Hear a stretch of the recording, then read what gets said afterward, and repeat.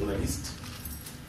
Je tiens d'abord à vous adresser un bonjour très amical au nom du président de la Fédération camerounaise de football.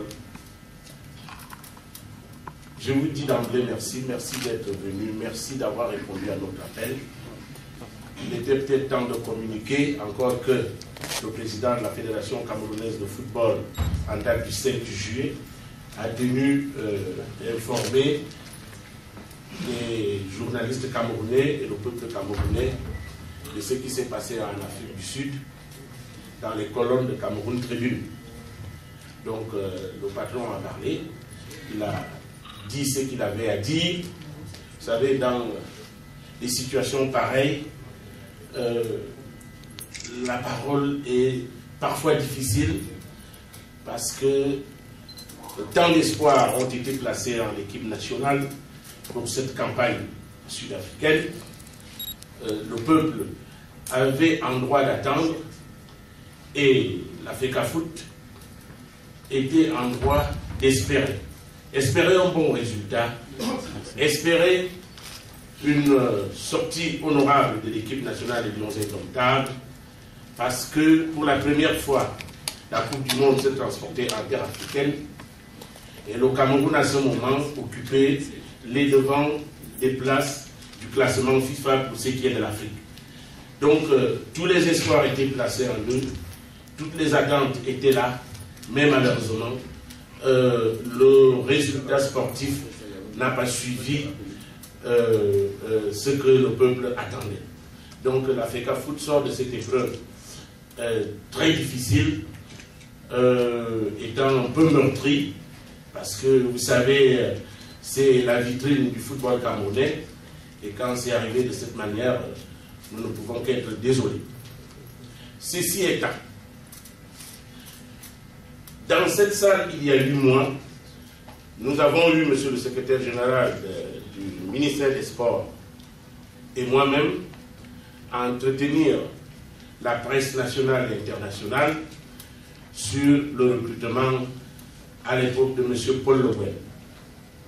Et le comité de stratégie qui avait été mis en place paraissait à la presse comme étant une nébuleuse, et nous avons décidé ce jour de communiquer avec vous. Vous savez, comme dans toute affaire, on pourra dire, on dit trop d'honneur tue l'honneur, mais trop communiquer peut aussi tuer la communication. Il faut donc être juste, il faut intervenir au moment opportun, il faut informer la presse, il faut dire à la presse ce qui se passe. Tout ça, ça rentre dans un timing global que la fédération tient seul le calendrier et a jugé utile aujourd'hui de vous rencontrer. Nous allons parler de ce matin, avant que de décliner de quoi nous allons parler, je voudrais d'emblée vous dire que ce jour, il y a 8 mois, je vous avais demandé, femmes et hommes des médias, un cessez-le-feu par rapport à l'encadrement technique qui a été nommé à ce moment-là pour les Lions indomptables. Il s'agissait de M. Paul Le Guen et de son équipe.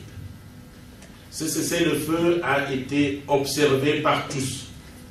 Je tiens d'abord à vous dire merci pour cela. Et si le Cameroun a été qualifié dans une situation qui était désespérée et très très difficile, je crois que c'est grâce à vous pour avoir su accompagner le staff technique et les Lions indomptables vers toutes les victoires qu'ils ont eues à engranger.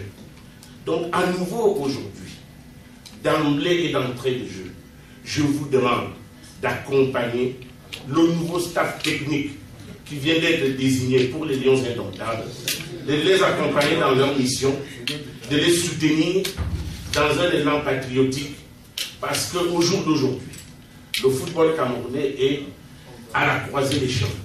Je ne vous demande pas d'être des godillots, mais je vous demande simplement de savoir manipuler votre langue. Quand on dit à un homme adulte, tu mens, ce n'est pas la même chose de lui dire, monsieur, vous ne dites pas la vérité. Et toute la différence est dans cette formulation.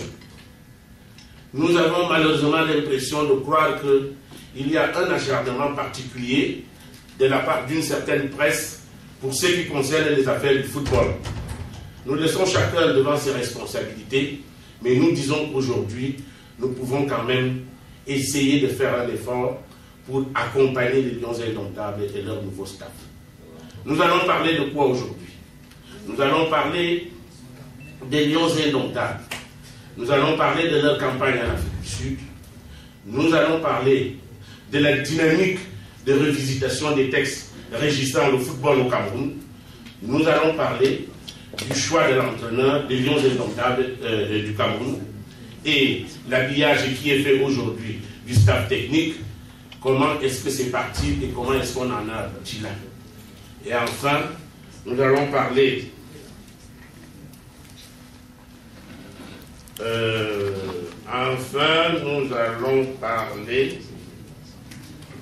voilà, des textes.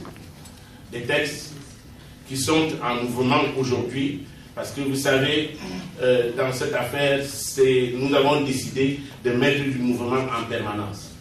L'environnement institutionnel est le cadre juridique nouveau qui va régir les Lions Indomptables du staff et de tous les rapports entre la Fédération camerounaise de football et le ministère de tutelle qui est le ministère des Sports. Nous avons presque bouclé, nous attendons, et qui de droit les a certainement reçus, et nous attendons la réaction. Sa réaction est attendue. Donc, mesdames et messieurs, avec votre permission, je pourrais prendre place et m'asseoir comme vous et continuer mon propos liminaire.